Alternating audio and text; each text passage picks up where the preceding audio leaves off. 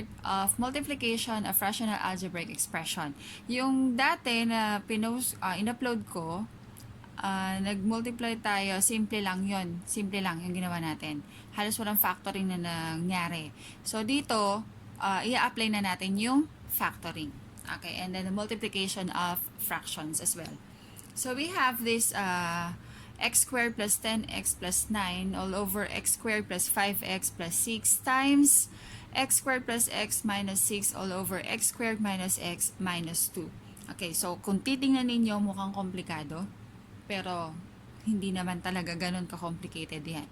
Okay, yung sinabi ko before pa na mortal sin, we are not allowed to cancel this out. So, cancel them out, yung x squared and x squared here kasi may plus sign at saka dito ay may plus sign. Unless, parehong-pareho yung nasa numerator at nasa denominator, kahit na nandito, parehong-pareho, pwede kayong mag-cancel out. Basta parehong-pareho ha. Lahat. Exponents, numerical coefficients, even the constants, lahat-lahat. Pero kung ito lang ang magkamuka, hindi ka pwedeng mag-cancel out. Okay, so anong gagawin natin? Kung titingnan natin, if you will notice, all of these are factorable. So let us factor the numerator. So what are the factors? This is the general trinomial where a is equal to 1, as well as this one. Dito din, general trinomial. Lahat pala sila, general trinomials. Okay, so factor na natin yan. So we have two binomials here. Okay, dito yon. So we have x and then x. Factors of 9 that when added, the sum is 10. So if this is positive, this is positive. So lahat yan positive. So what are the factors of 9 that when added is equal to 10? 9 and 10. Okay, so 9 and 10. 9 and 1, I'm sorry. 9 and 1. Okay. Factors of x squared plus 5x. Sabi ko, general trinomials yan. So, lahat yan ay may binomial. Okay, mamaya na yun dito. So, x dito. We have x here. Factors of 6 that when added, the sum is 5. Positive lahat. So, positive din yan lahat. So, we have 3 and 2. Okay, this is 2 ha. Next, factors of, okay, factorable din to. So, general trinomials. So, we have x here and x here. Okay, this is negative. So, ibig sabihin, magkaiba ng sign. Isang positive, isang negative. So, what are the factors of 3 na pag sinubtract natin, 1, positive 1 ang sagot. We have 3 and 2. But since the sign of the middle term is positive, so yung mas malaking factor ang nasa positive, which is 3. And then dito yung 2. Okay. Over factors, dalawang binomials. So we have x here and x here. Negative yung sign, so isang positive, isang negative. So ano lang ba ang factors ng 2? 2 and 1 lang naman yan. The sign of the middle term is negative, so the larger factor, which is 2, ang nasa negative, and then positive 1. 1 is in the positive. Okay. So ngayon, pwede na tayo mag-cancel out. Pwede na tayo mag-divide kasi may common factors na. Factors na to. Ito, factors, factors, factors, and factors. So, pwede na tayo mag-cancel out. So, x plus 9. Hanap ka ng x plus 9 dito. Wala. We have x plus 1 here. May x plus 1 dito. Cancelled out na yan. We have x plus 3 here. Hanap ka sa denominator. Meron din dito x plus 3. So, cancelled out na rin yan. We have x minus 2 here. Tapos dito lahat ay x minus 2. Okay. So, alin ang natira? Ito at saka ito. Pwede na natin tanggalin yung parentheses. So, x plus 9 over, this is x plus 2. Okay. Okay, we have n squared minus 4 all over n squared minus 4n plus 4 times n minus 2 all over n squared plus 4n plus 4. So, among these, yung n minus 2 lang ang hindi na factorable. It is already prime. Okay, so fa-factor natin difference of two squares and then perfect square trinomials, yung dalawang denominators. So, dalawang binomials. Isang positive, isang negative. So, we have n minus 2 and n plus 2 all over perfect square trinomial. So, is square of a binomial ang sagot lang dyan. So, n, the square root of 4 is 2 the sign of the middle term is negative. So we have n minus 2 quantity squared. And then, as is, n minus 2, copy. And then, perfect square trinomials. Okay? So, we have n plus 2 quantity squared. Okay, so kitang-kita na. Alin na ang pwede dyan. So, we have n minus 2, tapos dito, kung mapapansin, dalawa. N minus 2, dalawa. Pero dito sa numerators, dalawa din yung n minus 2. So, cancelled out na natin yan. Cancelled yun. May 1 na lang na matitira, but we still have n minus 2 here. N minus 2 rin dito.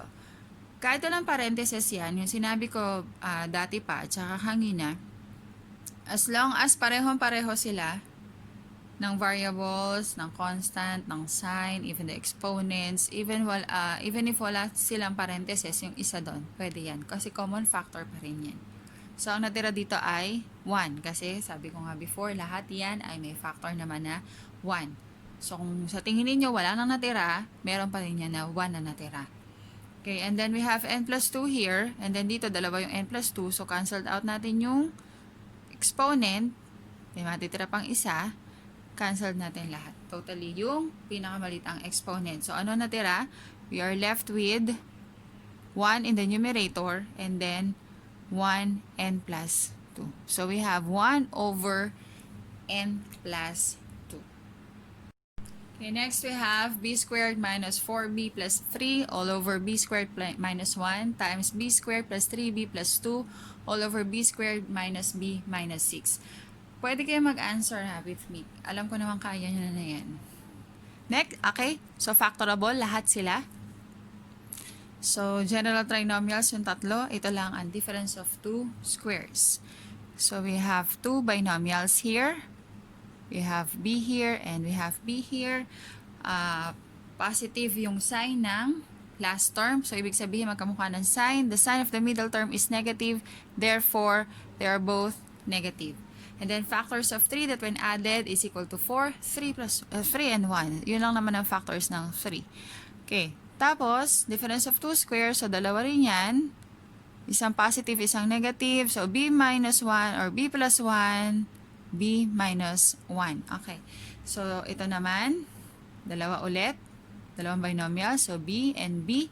Positive ang sign. So, dalawa magkamuka. At positive ang middle term. So, ibig sabihin, pareho silang positive. The only factors of 2 are 2 and 1. So, ilagay na natin yan 2 and 1. Next. Binomials, dalawa. So, we have b here and then b in the second binomial. Okay. Isang positive, isang negative. Kasi negative ang last term. The sign of the middle term is negative. So, yung mas malaking factor ang mapupunta sa negative. Dun sa may negative sign. Factors of 6 that when subtracted, the difference is 1.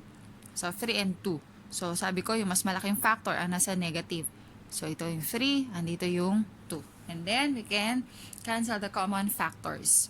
Okay, so we have b minus 3 here. Sa lahat ng denominator, since nag-multiply ka, tingin ka lang sa denominator, meron ditong b minus 3, cancel na natin yan. Equal din naman sa 1. We have b minus 1, tingin sa denominator, may b minus 1, cancelled out. We have b plus 2 here, and then ito b plus 2. Then, b plus 1, doon sa denominator, meron ka natira dito. So, you are left with, meron ka sabi ko dati, may 1 dyan, 1 over 1 or 1.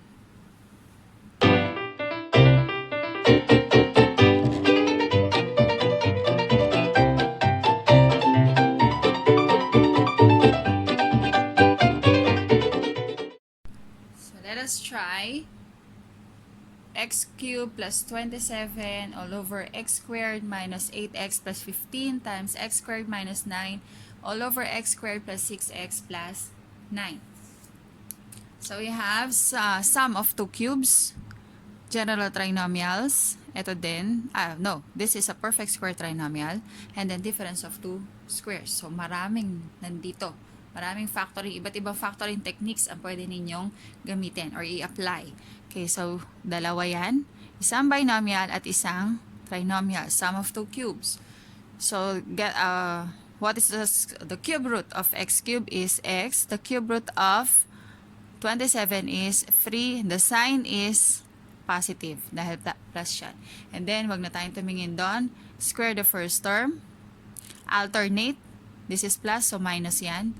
Multiply the 2. 3 times x is 3x. And then, square the last term.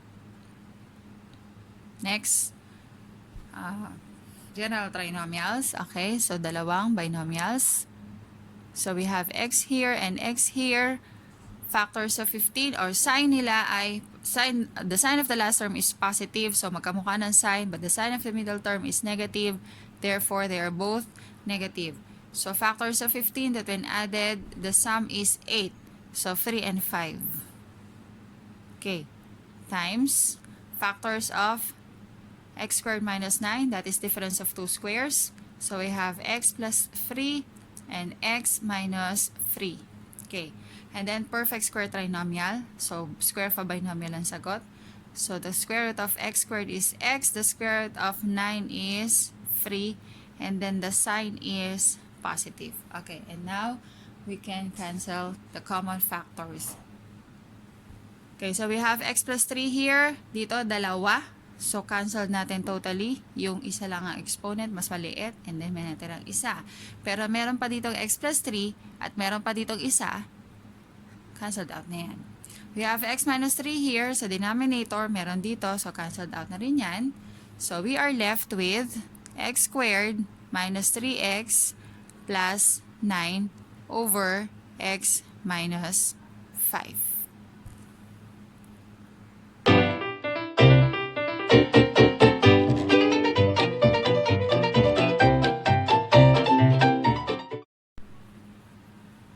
Have 2m squared plus 3m minus 2 all over m squared minus 4 times m squared minus 6m plus 8 all over 6m squared minus m minus 1. Okay. So, ito perfect. General trinomials pareho where a is greater than 1.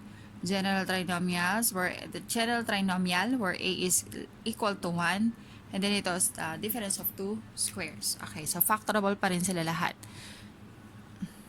So, dalawang binomials.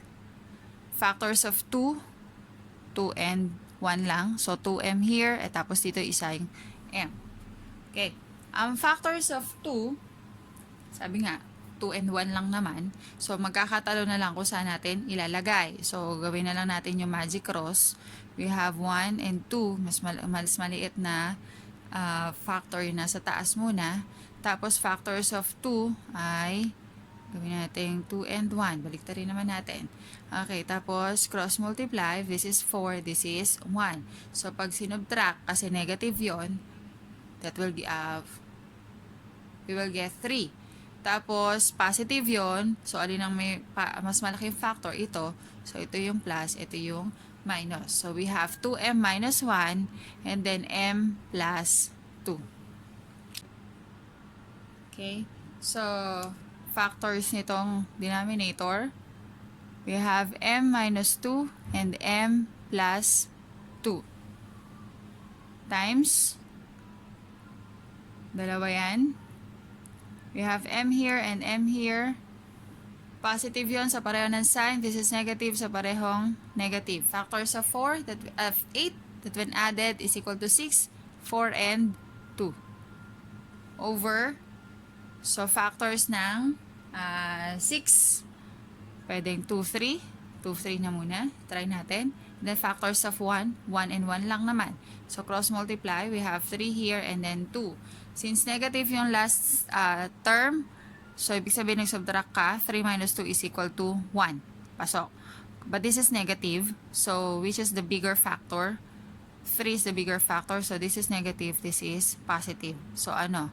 So, we have 2m minus 1 and then 3m plus 1.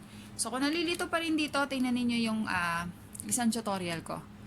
Factoring general trinomials where a is greater than 1 using magic cross. So, now we can cancel the common factors. We have 2m minus 1. We have 2m minus 1. Pareho. M plus 2, tingin sa denominator, ayun lang naman sa baba. We have m minus 4, walang m minus 4, so hayaan yan. M minus 2, meron dito, okay. So, ano natira? We have m minus 4 over 3m plus 1.